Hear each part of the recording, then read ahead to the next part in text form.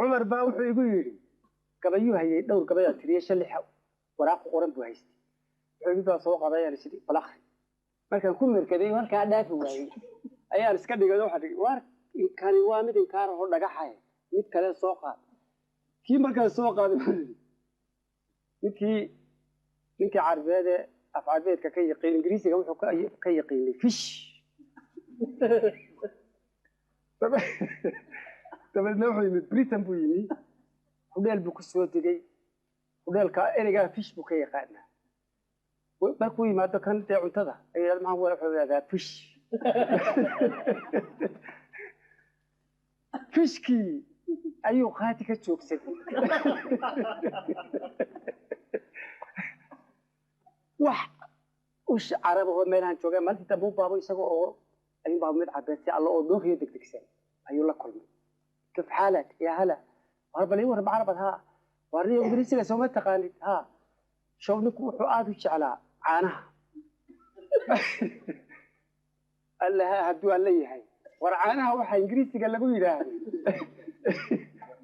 eegata balada xanuunka ay leedahay waxaanad aqoonay ka war caanaha wax lagu yiraahdo ingiriisiga إيش كيف يودك دكتور واحد ميلك أربعة ميلك إلى هالكيبو كسوق يسوق ميلك تاعي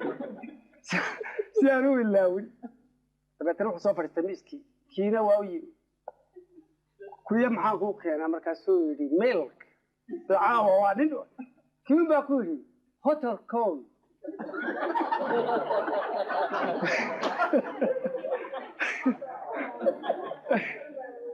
مركزو يدي إنا لله وإنا إليه راجعون فيش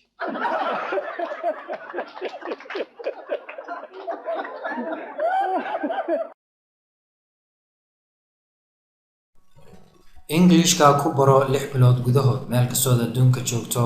waxaad kaga faa'iideysan kartaa la xiriirka bulshada haddii ay noqoto ganacsi iyo haddii ay noqoto waxbarashada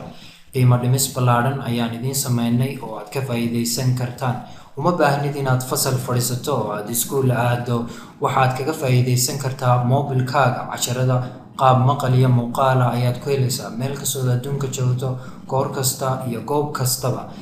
shanta bisha August waxaan bilaabaynaa fasal cusub oo English oo leh intermediate beginner iyo advanced iyo